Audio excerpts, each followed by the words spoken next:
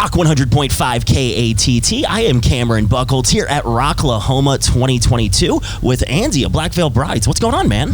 Doing good. How are you doing? Doing well. Just a little worse for wear for the third day of the fest, but that's how it goes. It's brutally hot. It is, and it's just absurdly humid, and it's gross. And we're about to go on stage, and I plan on putting more clothes on. So it's maybe I'm thinking about this all wrong. And the big metal building that's all covered in concrete is where you're going to be playing. Is that where we're playing? Yeah. I haven't seen the metal building covered in concrete yet. You're basically going to be in an oven. Excellent. I was going to ask you how metal and concrete is it? It's entirely 100%. Sick. So it's sick. Yeah. It's you're gonna bake up there. This is going well so far.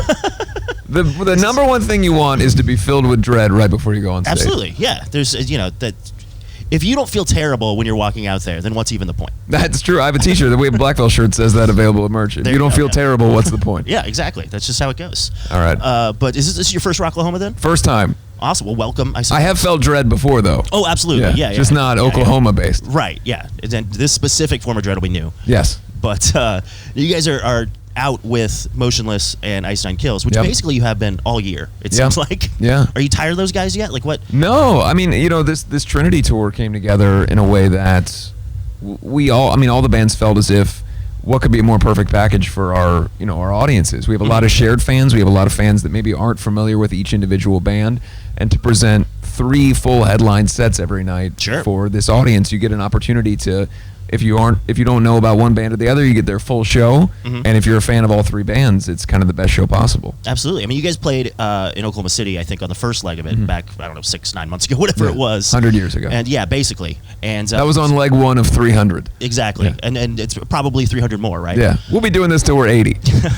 And just, at least most of you guys wear enough makeup that it'll be fine, right? Sure. You're going to age very well because of how the stage. Well, I wear a full prosthetic face on stage. Okay, the goat. I want to look like no makeup, but it's, I'm horrible underneath this. But now, I was saying the show in Oklahoma City was totally sold out. It was jam-packed. Packed in a way that I have never seen that venue packed. Okay. Which was awesome. And then you guys all have full production, and it was just a crazy night. Yeah. But how does that translate to when you're doing it like here at a festival? Because are you guys... I'm trying to remember on the schedule. Are you one right after another, so you're able to still just use the same production? And in a situation like this, I don't know that, because we've also, one of the great things is that leg 1 had such success that we've moved into a lot bigger rooms on leg 2, so the production has gone up significantly on this leg. And that means that you can't really bring most of that onto a festival stage. Gotcha. So today will be more of a raw, gritty rock and roll show. All right. We're not having the big video wall and all that stuff. Gotcha. But having said that, I think each band is theatrical enough that kind of carries the show anyway. Absolutely. And you're out promoting Phantom tomorrow, which I say when I interviewed you before the last show, I realized after the fact I called it Phantom Thread, and it's bothered me ever since. I try not to correct people when they're wrong. At least I didn't call it Phantom Menace. Yeah. I feel like that's maybe the worst of the Phantoms. It might be. There's the Phantom of the Paradise, which is a sort of a weird movie from the 70s that was like a rock opera version of Phantom of the Opera. It's objectively bad, but in a good way. Sure. Phantom Menace is objectively bad in a bad way.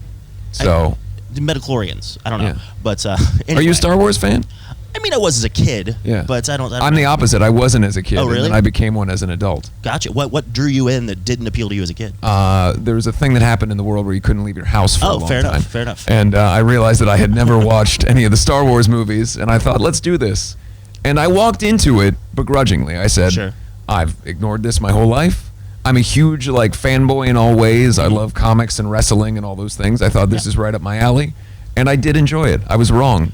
So how did you get into what order did you watch them in or whatever? I have friends, because of being such a comic book fan, many of my friends were very angry at me for a long time that I didn't know this. So they all built custom orders for me of which ways I should watch it and what episodes of the animated series I should watch and all that stuff. So I had a very convoluted list. You went even that deep to the animated series and stuff? No, I said I did, though. I lied to them and said I did. Yeah. Fair enough. But now, what's your biggest fanboy thing? Because I'm already seeing multiple Batman tattoos. Is that kind of the top of the list? Batman is always been a number one. Okay. But I'm not like a DC specific guy. Batman's really the only DC character that I really love. I also love Spider-Man, Spawn. I guess I love Watchmen. That's also DC. Sure. So yeah. But I've just always been into comics since I was a kid. I mean, one of the things was my dad he was a musician, and so he introduced me to rock music, and he also was into comic books, and he introduced me to comic books. So it was just sort of given to me as a little kid. This Right. is what's cool, and I stuck with it. Or at your dad's age, probably, here's what's not cool. Yes. But has since become cool. Yes. It's- Well, at the very least, it was what he thought was cool. Right. Which, when you're a little kid, is objectively cool. Fair enough. Yeah. Were you a Kiss guy? Yes, absolutely. Okay. Because to me, that's what comic book rock is. Like, Yes, and that's what I thought. When I found my dad's 1977 Kiss trading cards when I was a little kid in a box, and I just thought they were comic book people. And I was like, hell yeah, they've got instruments. This is great. And then that was kind of, and then it became the Misfits and on and on and on from there. Actually, I just realized another really bad Phantom, because Kiss meets the Phantom of the Park, Yes. which is... That might be the worst Phantom. that Apologies to Phantom Menace. We found the worst Phantom. I believe so. The black Ace Frehley, when the day that he was too drunk to show up to the filming. I think that the most objectionable thing in that movie is that Peter Criss is entirely overdubbed by some other guy doing a Brooklyn accent.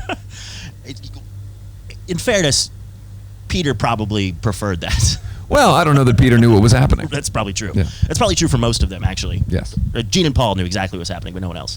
They claim to not, though. They claim that it was a mistake that was made by other people. Sure. Yeah. And they probably say the same thing about the Elder. They also blame Bill Aucoin and Bob Ezrin for that. So That's how it goes. Gene can't make a mistake.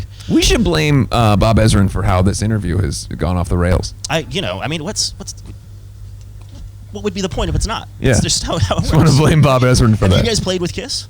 No, we've never played with Kiss. Always wanted to. We did a tour with Motley Crue, and that was a real dream for us. Sure. It wasn't as much of a dream for the audience. I don't know if you've ever been on a stage and you finished what you did and then everybody just stood there in silence. But that was our experience of playing in front of 30,000 people in a soccer stadium. You finish your song and then everybody just sort of folds their arms and looks at you. Nice. Where was this? Germany. Okay. We did a European tour with them. Gotcha. Yeah. But I would think, what I know of European metal fans, that they would be more accepting than, say, if you were opening for Motley Crue here. I don't know, man. Maybe people just hate us all over the world. We'll Fair see. enough. Yeah, we'll find out today.